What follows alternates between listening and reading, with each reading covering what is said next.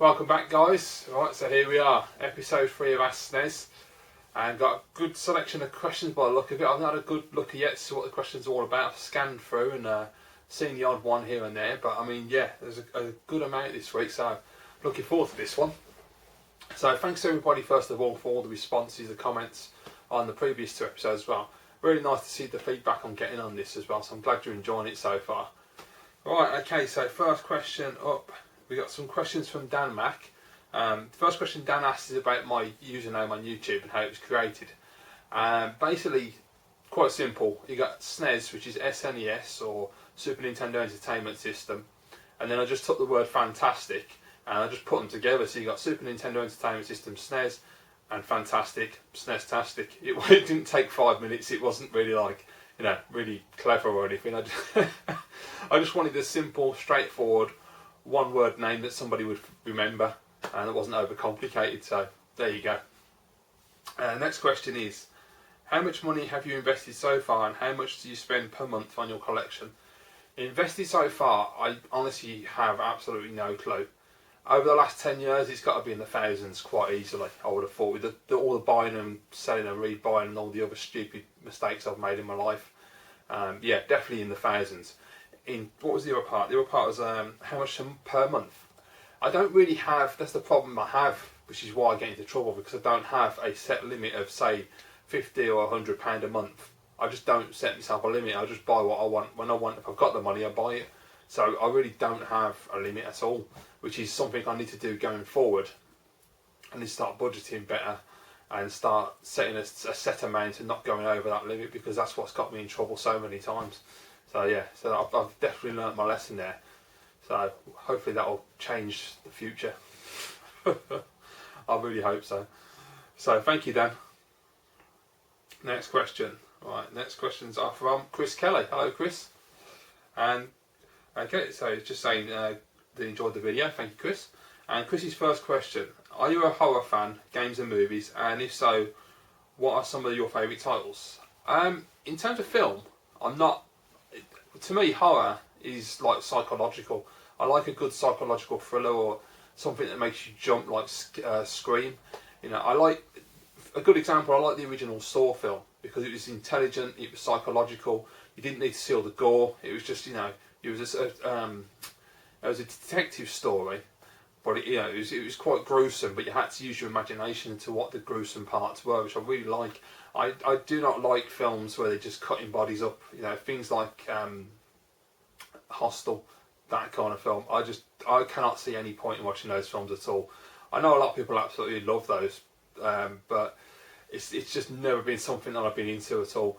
As I've said before, Saw, I love the first film. But then to me they just ruined it because they just made all the other films really schlocky gore fests, and it was pointless.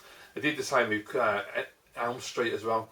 First Nightmare on Elm Street, I watched that as a kid. I thought it was brilliant. Scary as hell, but really well done. And again, psychological knots. There's a little bit of gore in there, but from what I can remember, it was nowhere near as violent as the rest of the films that came after it. And it just became a comedy job at the end. So, yeah, I prefer psychological as opposed to actually just cutting somebody up, because to me that seems the cheap and easy way to go. And games, yeah, I mean, I'm not a big fan of gaming, scary gaming, mainly because mostly I do my gaming on my own, and I get scared quite easily when I'm playing them. I mean, the one game I have actually managed to play the majority of the way through, but I've never managed to complete it, unfortunately, was Condemned. That game scares the shit out of me. It's really claustrophobic and intense, and it is a terrifying experience, because it's really well done, because it puts you on edge. Because the slightest noise will make you twitch and freak out, and when you've got surround sound on, it's just horrendous. Brilliant game though. Obviously there's games like Resident Evil, Silent Hill, absolutely fantastic. I think Silent Hill, the first one on PS1, is probably the only survival horror game I've ever actually completed, and I absolutely adored that at the time. I thought it was an absolutely brilliant game, especially the use of fog as well. It was really clever. Excellent game that was. Question number 2 from Chris is, what's your opinion on the new Star Trek films? I love them, mate. I think they're absolutely brilliant. J.J. Abrams, for me anyway, I'm a massive J.J. Abrams fan. Off the back of Alias, I became a huge fan of J.J.'s work, and so everything he's done since I've watched. and the Star Trek films I thought were really well done. I know apparently from what I've heard, a lot of hardcore Trekkies don't really like them at all and they think they're bad. I don't. I mean, I love Star Trek, the TV series, and I like the original movies. Not all of them, because they're not all great, especially number 5. But I do think that the new version is really good, and it's really well done because it is good for people who don't like Star Trek. Like, I don't like Star Wars. I can't stand Star Wars at all. So with JJ doing the new Star Wars, I'm hoping he's going to have the same approach with that franchise. And while he might piss off the hardcore fans, for people like myself who don't like Star Wars, it may actually give me a Star Wars film to enjoy. Whereas with Star Trek, I thought personally that as a Trek fan, he did an absolutely brilliant job on both films, and it was a good balance of satisfying the Trek fans and also giving the mainstream audience who don't know anything about Star Trek or have watched some of the TV shows and couldn't get on with it something to enjoy. It's a really good action film. You don't have to know about the characters and the backgrounds, which I thought was excellent. So yeah, I really liked it. I thought the first one was absolutely brilliant. I think the second one is really good. I'd probably say the first Star Trek from JJ is far superior to the second one. I don't know about bringing Khan back. I don't know if that was a good idea or not. I mean, I suppose I can see why they did it, but then I just think, well, it would have been better if they just come up with completely new enemies, I think, instead of just rehashing the old, especially as the original Khan was so well done.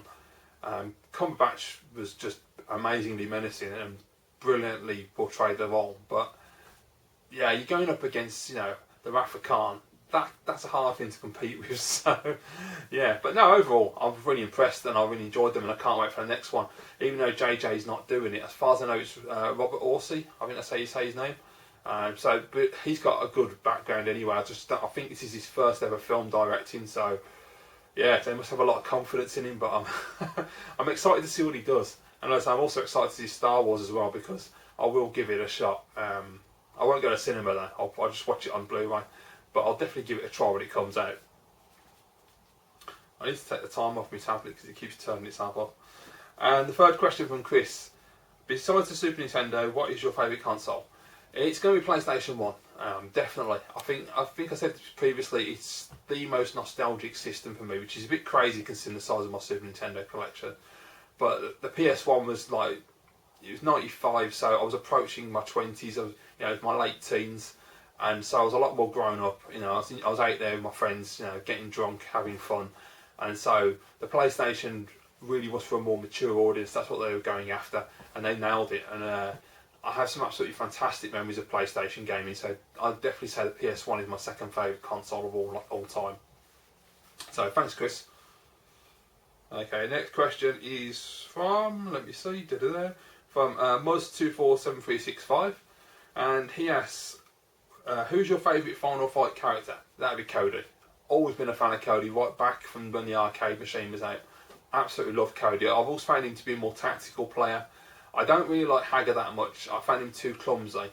And Guy, for me, has always made the game far too easy. He's just like your button mashing character. If you're not very good at the game, then most people will pick Guy because he's really easy to use. Whereas Cody takes a bit more thought. And I think Cody just looks cooler as well. He just looks like a total badass. I just don't really like the styling of the guy. He looks a bit shit. Which Sega title would you like to see a new version of?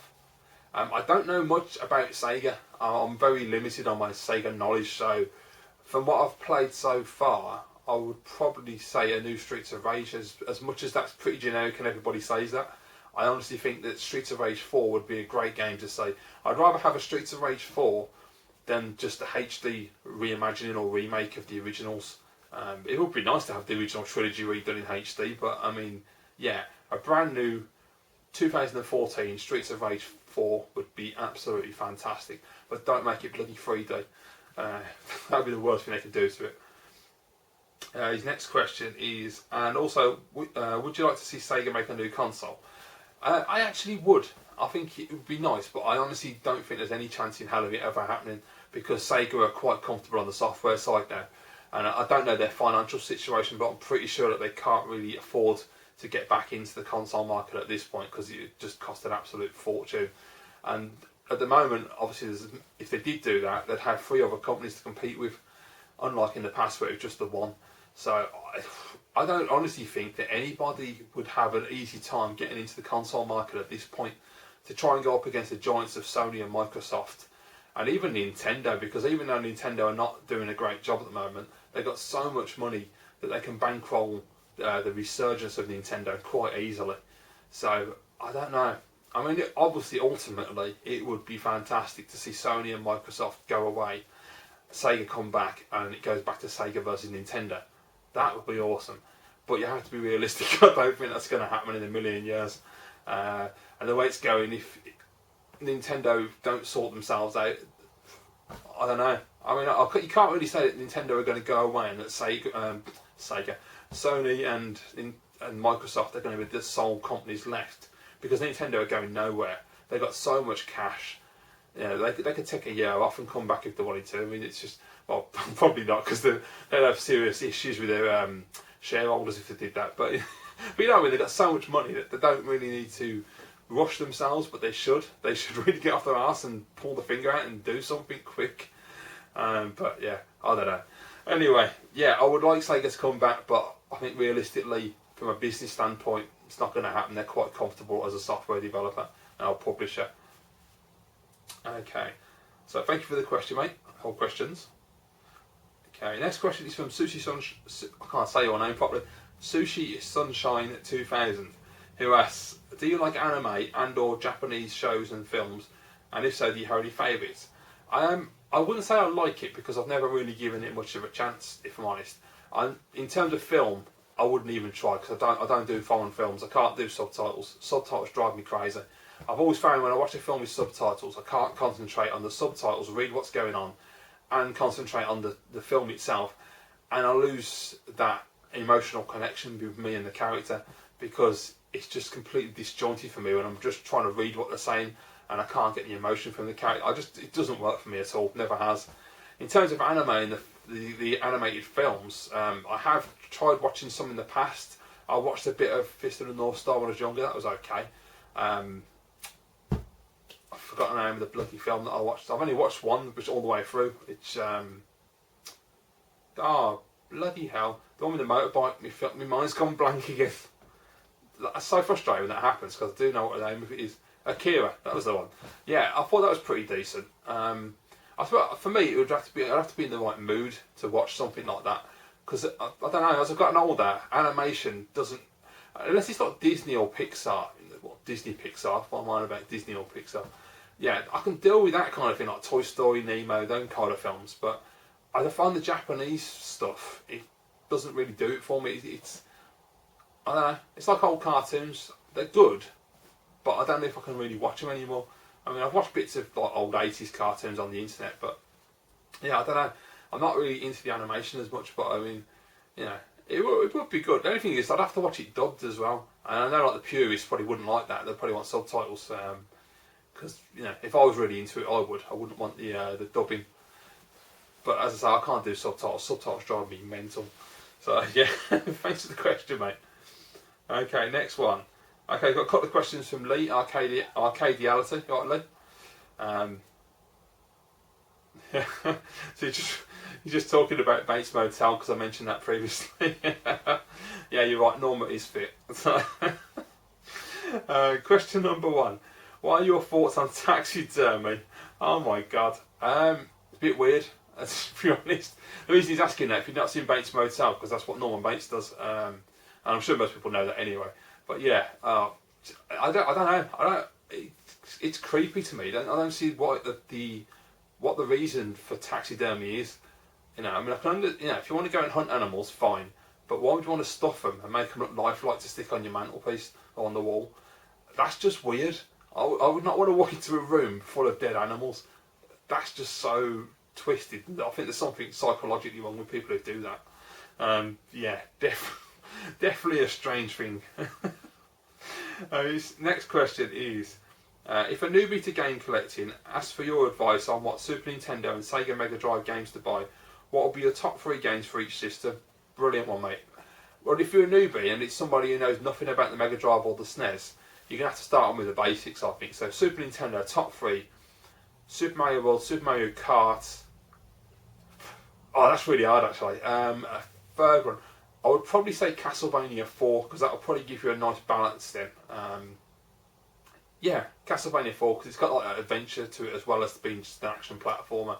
And Mario's world is just phenomenal. So if that don't blow your mind, I don't know what will. And Mario Kart, well, what can you say? Quality game.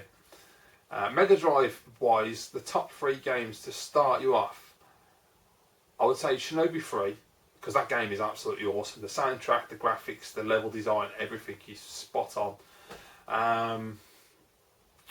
What other 2 would I pick? Oh, that's really hard actually. I'd say Streets of Rage 1, because it's my favourite Streets of Rage, and it's a fantastic fighting game, and it's really easy to get into as well. You haven't got to learn a lot with that one. And if I'm gonna have Mario World, I'll have Sonic the Hedgehog as well. The first one, yeah. I think that give some people who are new to it need to have something to just start them off and ease them into it, and just get to grips with it, and that'd be a good start. And then just go from there. Basically, it'll just it'll just overload you from there, I think. So thanks, Lee.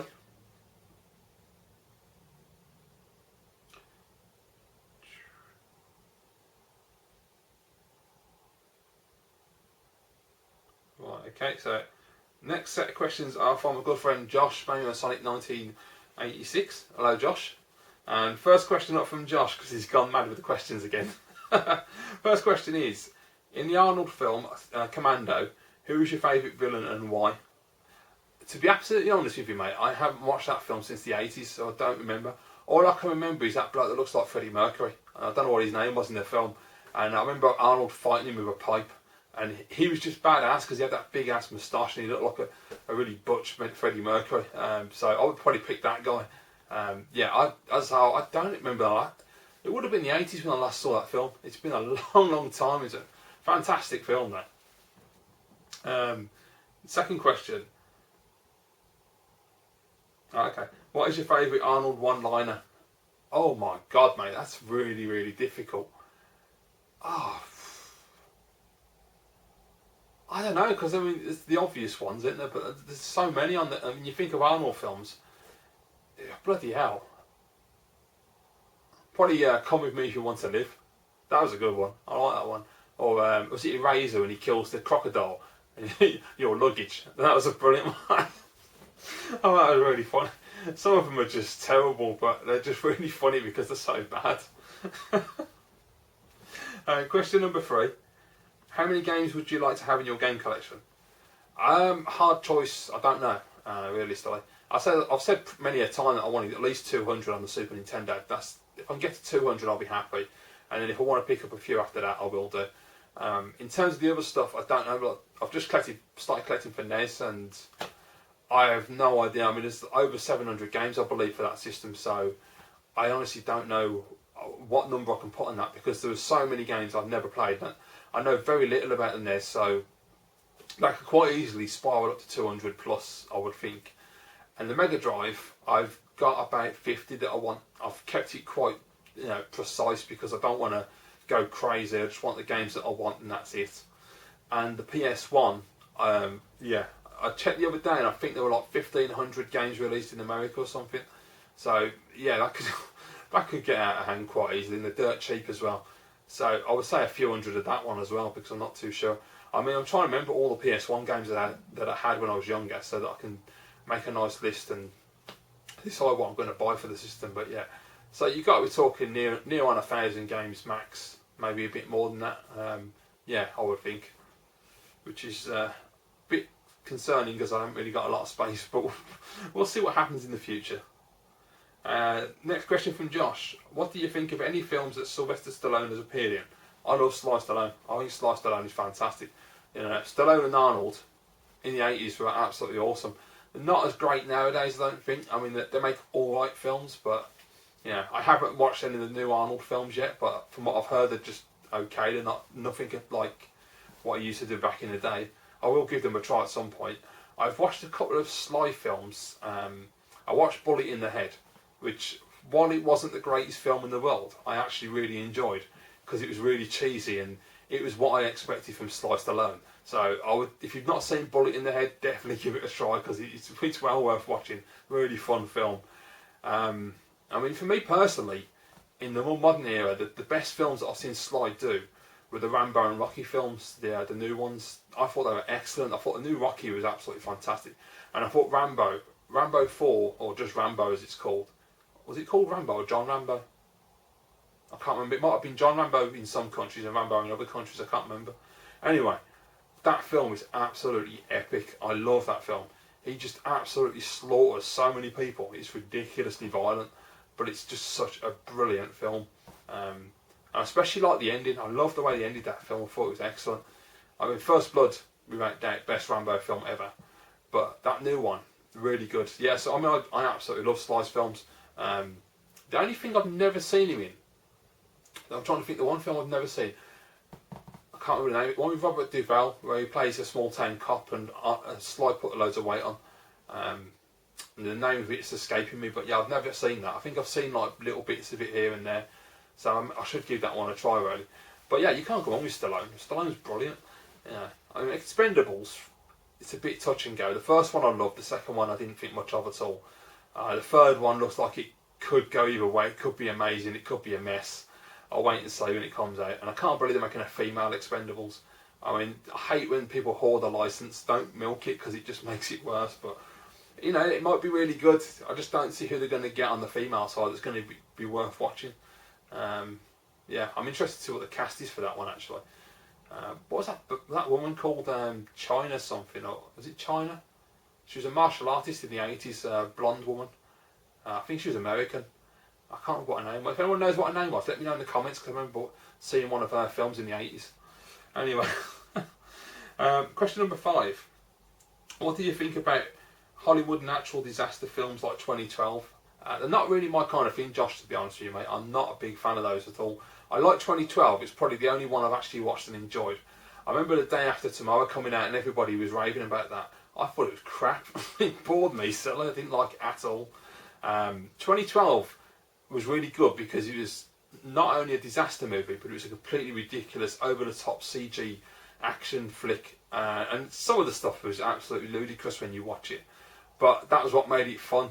And the best thing of all, if anyone likes comedy, look up Dara O'Brien. I think it was it Crack Dealer, or was it the other one? It might have been the tour he did before Crack Dealer, I think it was.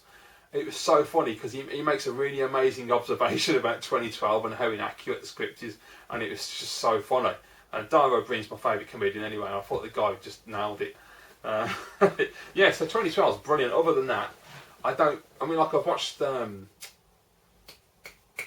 Bruce Willis film. Bloody hell, my memory's getting worse as I get older.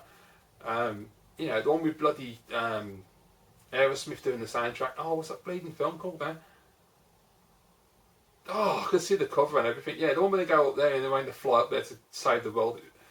God, that was crap. Disaster movies don't really work for me at all. I don't know. I find them quite cheesy and not well done. But yeah. So question number 6. For many years, the videotape was the way to watch films, and now we have Blu-ray. Which format do you prefer and why? HD DVD, mate. Best format ever made. Absolute quality. It made perfect sense at the time.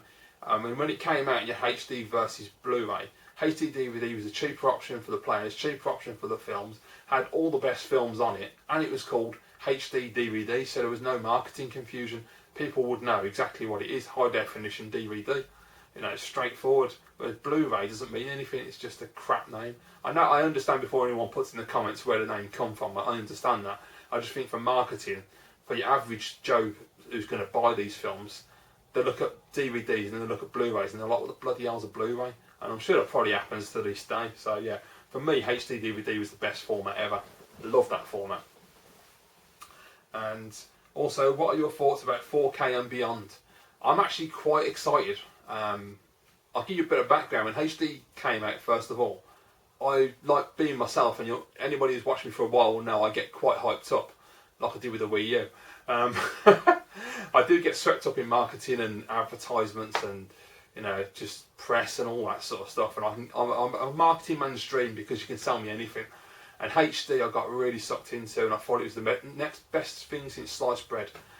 Turns out it was actually a big con. It isn't all that. I mean, it's a nice upgrade, but it's not a massive step. Like, I remember all the original footage when they were saying they're showing it on TV on the news, and they were like standing in front of TV screens. It's that clear that you can touch it. Bollocks! It ain't nowhere near that good quality. But 4K, I've actually been pleasantly surprised by. There was I went down to, was it Comet or Curry's? I think it was Comet, was in recently, which is an electronics store here. Massive store. And no, in fact, it was Curry's, thinking about it. Yeah, it was the other store, because we haven't got Comet have gone under. So yeah, it was Curry's, the biggest electrical store in the UK. And I wanted to, that sounded like an advert, didn't it? Jesus. So anyway, I wanted to, sorry, a massive seagull just landed on that house. That's freaky. It's just like, whoa. Yeah, so anyway, yeah, I saw a 4K TV base. That's what I'm trying to get to the point of. I saw a 4K TV on display in Curry's the other week. It's like a 50 or 55. It's a decent enough size TV. And holy shit, if that's what 4K looks like, I'm sold. You know, when I'm better off in the future and I can afford 4K, I'm buying it. Because if I want to see a film though, because obviously these tech demos, they're all like landscapes and cityscapes and things like that, which look absolutely phenomenal. I mean, the detail is just ridiculous. And for me, 4K looks like HD should have done, where it does look like you could put your hand in the TV and touch buildings and touch planes. It's amazing. They had this one demo with this cityscape and this aeroplane coming into land in the background, and it was really small, but you could just see every detail of the plane. It was fantastic. So I honestly think 4K has got a future. Of course, it does matter what content we're going to get in 4K, and the main format is going to be film. So is it going to be worthwhile? We'll wait and see. I'm looking forward to seeing a film on demonstration in 4K, proper 4K, not upscaled or like cobblers, because upscaling gets on my tits. Legitimate 4K disc. I think it's going to be called 4K Blu-ray on it or something.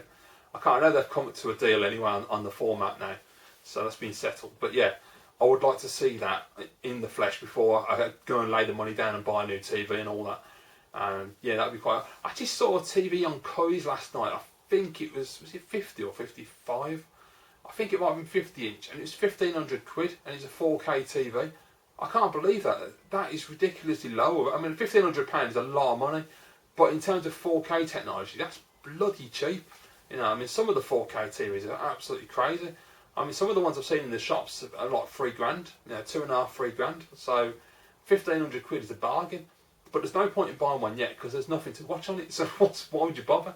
You know, then it's all right. I don't understand why they bring the TV out and they don't bring out the film format, or they don't bring out like 4K TV transmissions or something that makes it worthwhile. You know, that's what you need.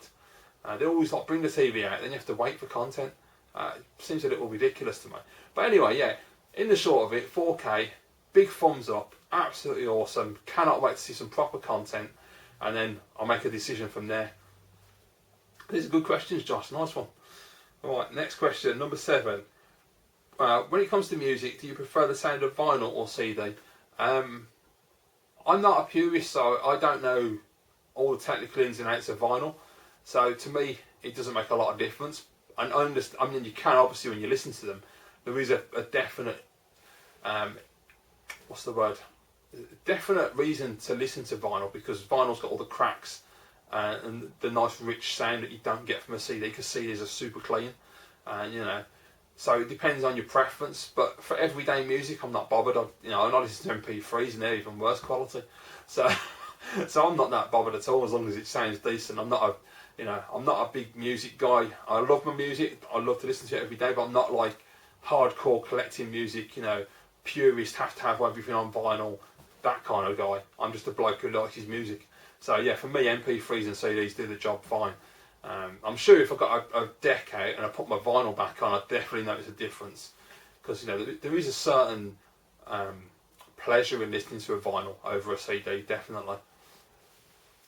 And question number 8 from Josh. Right, do you have a vision on what the future may be on planet Earth? Ooh, mate, that's a bit deep, isn't it? Bloody hell. The way we're going at the moment, I don't really think we're going to have much of a nice future. If we carry on the way we are, it could be quite bleak. I hope not. I hope that the world changes for the better, and you know, what I would like to see ideally would be like Star Trek, we get the Federation of Planets, but you know, I can't honestly see that happening. You know, currency's done away with, and everybody pitches in. There's no more hatred. People don't dislike each other for stupid reasons like skin colour and religion, and we just all get along. That would be ideal. That would be bliss. Unfortunately, humans can't get along, so it's never going to happen. because unfortunately some people just don't want to be part of society, and they want to hate people for whatever reason. You get people who want to be serial killers, psychologically unhinged. So realistically, I don't really see how humanity can come together.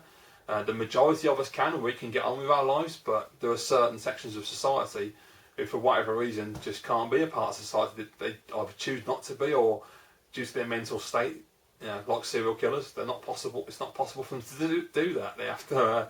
That's how they want to live their life. It's a shame, but yeah, that's a really dark subject. Jesus Christ. But yeah, I mean, going forward, I would love for the world to become a better place. It has made massive strides. If you look at humanity over the years, we've really moved forward quite a lot. I mean, America's got a black president, so we're definitely making strides in the right direction, which is it's quite amazing, really. All we need now is for our country to catch up a little bit. I'm not saying that I want to have like this PC thing where you have to fill quotas, because I don't agree with that at all. The best man or woman for the job at the end of the day. Your skin colour and your religion and all that, it's got nothing to do with it. You're either good at the job or you're not. But it would be nice. I'd just like to see basically everybody just be at peace once and for all. That would be the ideal future for this planet.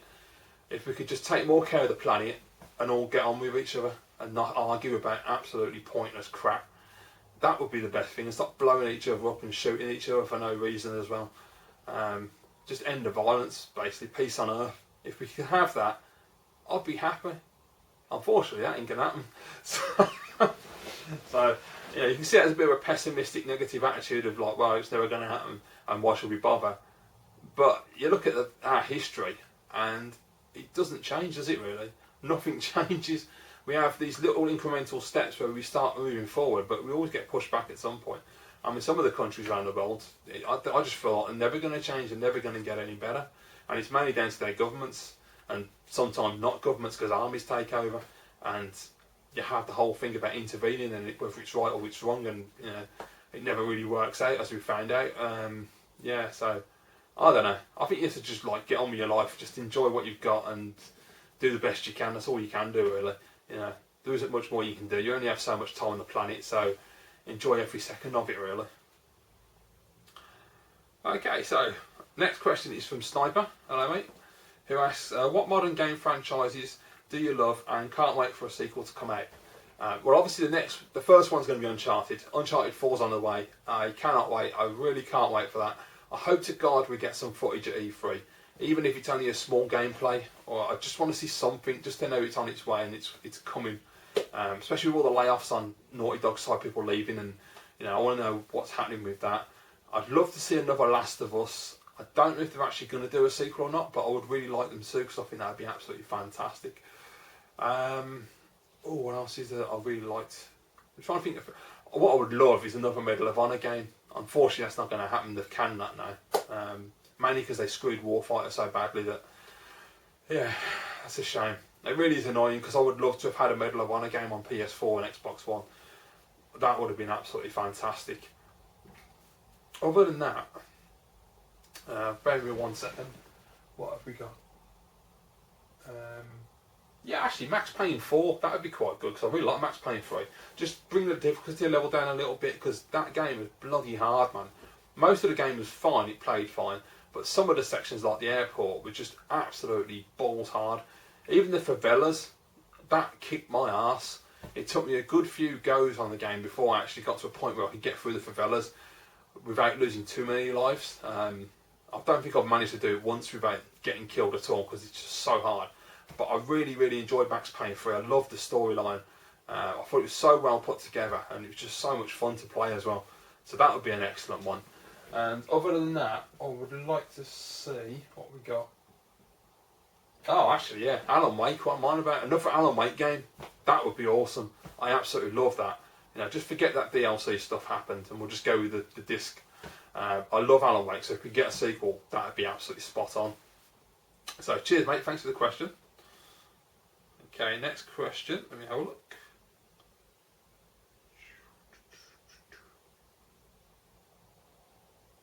Okay.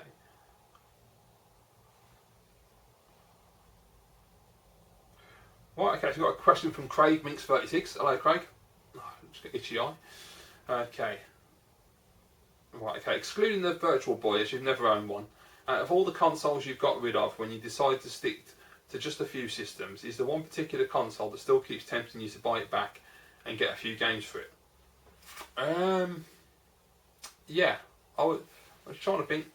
I mean, the Neo Geo CD is one that's been tempting me for a hell of a long time now. For at least over about the last 2 years, I've been thinking about getting a Neo Geo CD. I had one briefly about 2003, 2004. Didn't really play it that much and wasn't that impressed with it. But the more I look at it, it looks so good. So I've always been tempted to buy one. I just haven't got around to it. So I think realistically, if I haven't bought one by now, I shouldn't. That's probably the best option. Other than that, the Dreamcast is always there in the back of my head because it's a really cheap system to buy and collect for, and there's only a small amount of games I actually want for it, and I just love that console. It's a really nice arcade machine to have, but I don't think I will. I'm determined to stick to the 4 systems I've got.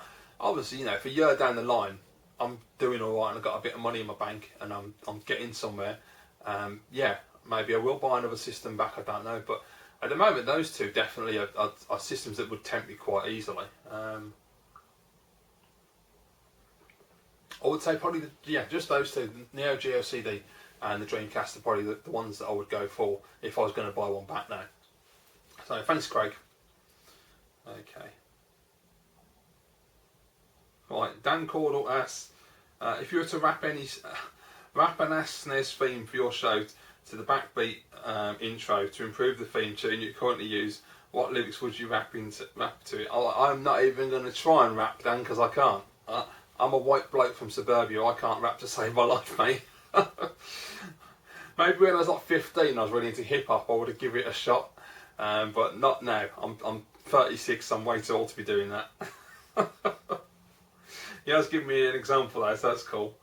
Right, okay. He also asked, do I like Game of Thrones? I've never watched it, mate, to be honest with you. It doesn't really interest me. It's not my kind of show, so I've never given it a shot. I know it's supposed to be really good, but that kind of like, I mean, I don't even know much about it. It looks to me like it's, I was going to say World of Warcraft, but it's like, I'm trying to hit like Vikings and shit and like swords and sorcery and all that. It really ain't my thing at all. I just don't find it interesting. Okay.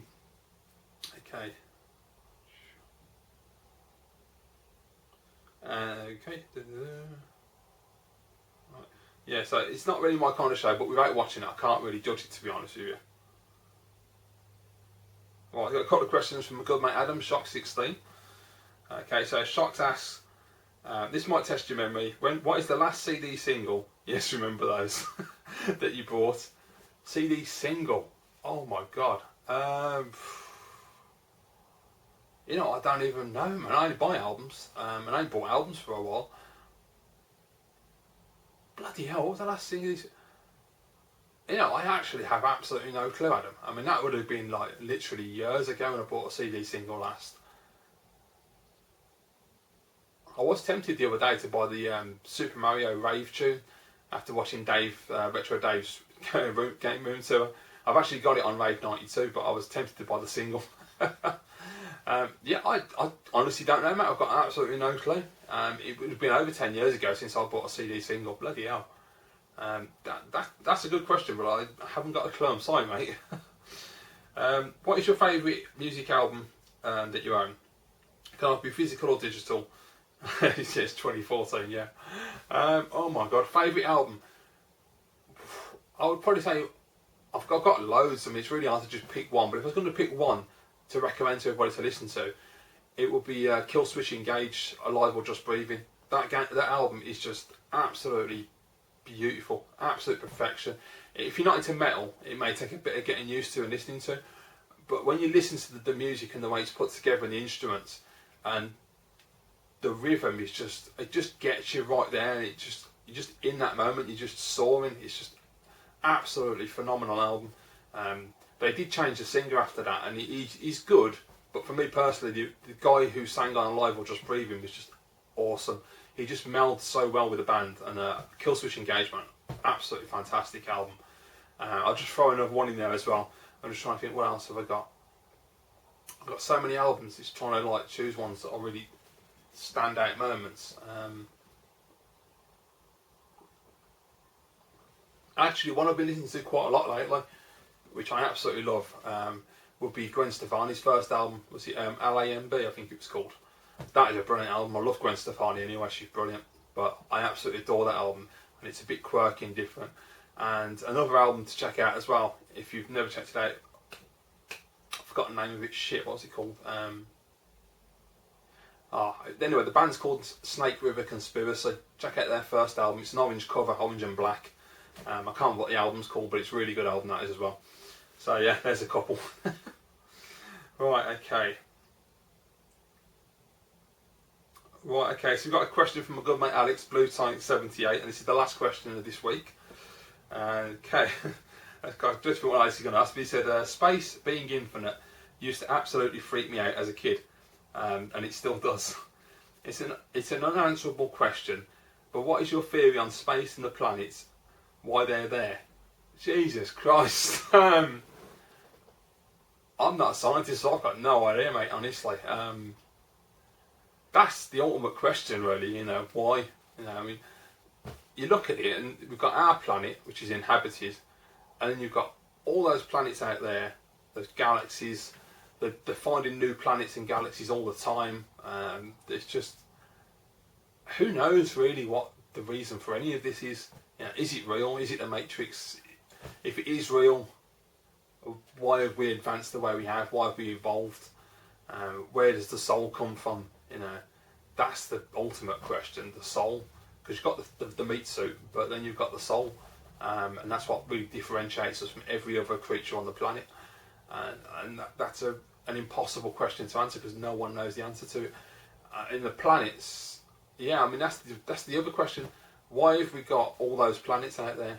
If we're the only planet that's got life, what is the point of all those planets? They're just rocks spinning in the ether. They're doing nothing.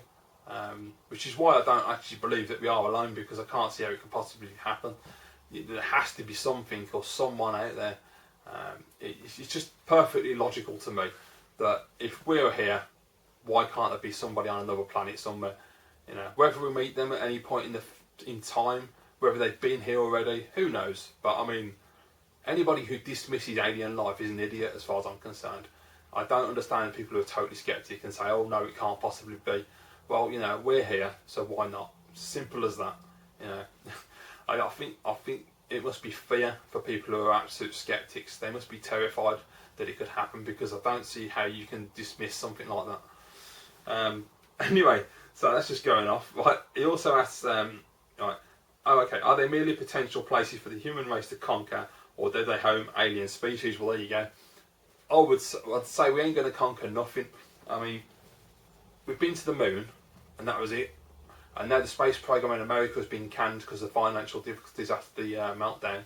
So, unless the Russians or the Chinese are going to do something, we're not going to get anywhere.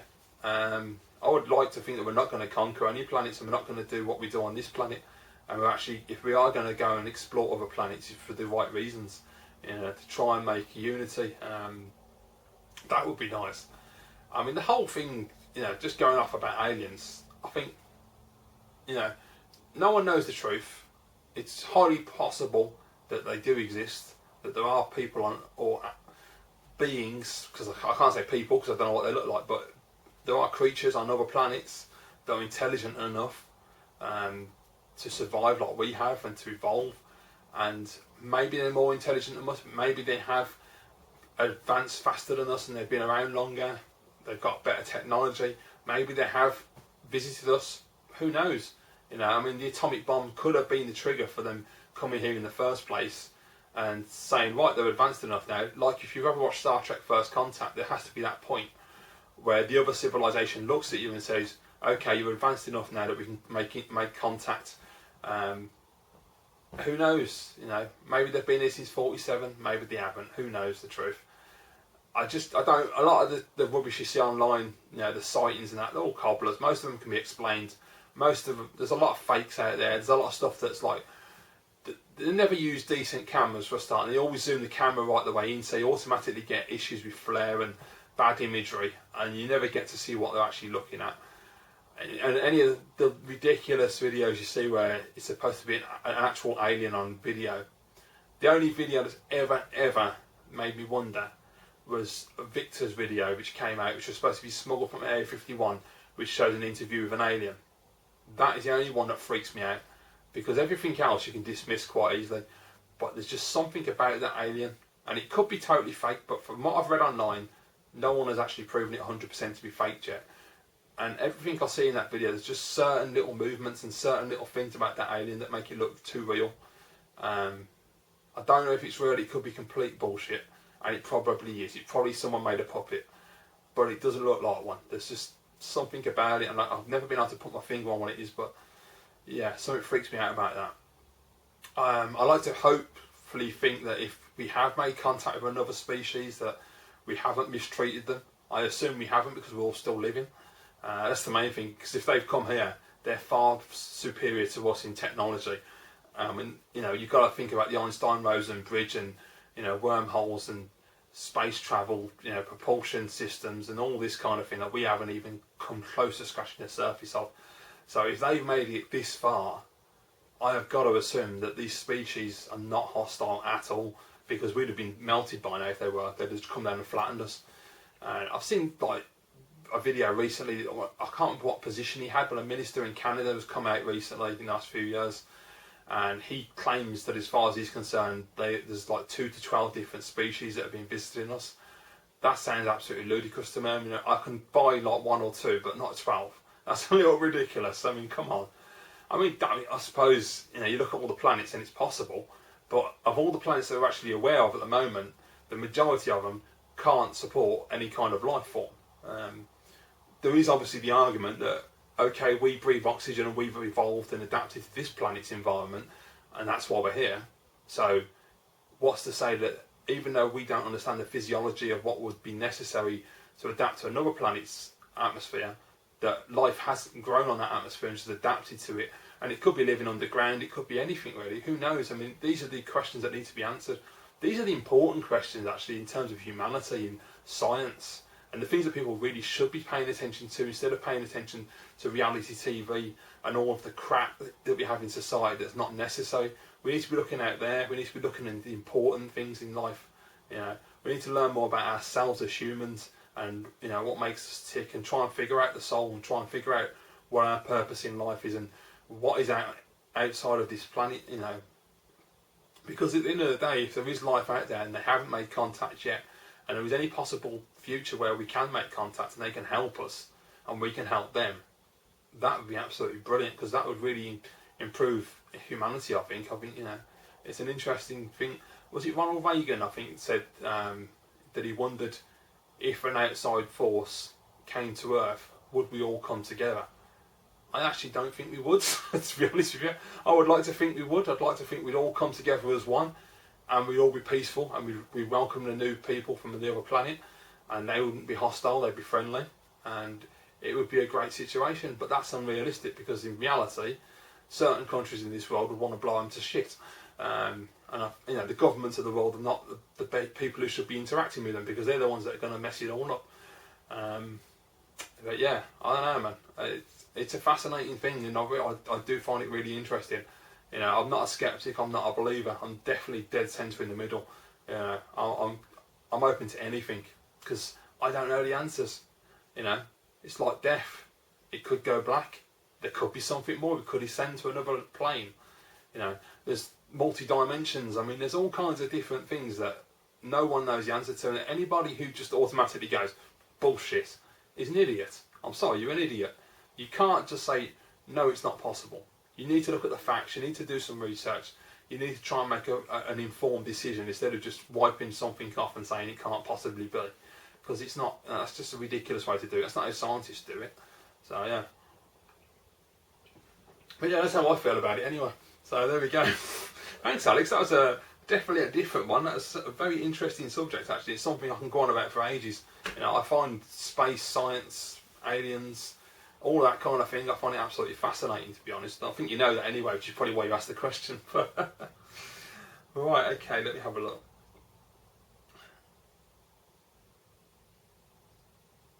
Cool, yeah, so he's just basically asking for my feelings and opinions. So there you go. So that's it. So that's the end of episode 3, guys. Well, thank you very much to everybody who asked the question. Really appreciate you doing that. Hope you all enjoyed this video. And of course, if you want to ask me a question about anything at all, doesn't have to be gaming related, whatever you want to ask me, just ask me down below in the comments. And then every Friday I'll post a response video. So for next week's video, just put a question down in the comments of this video, and next Friday I'll post a response to that. Thank you very much for watching, guys. If you like the video, please give it a thumbs up. And of course, if you want to keep up my videos, just click on the old subscribe button. And yeah, thank you very much. I'll see you all again soon.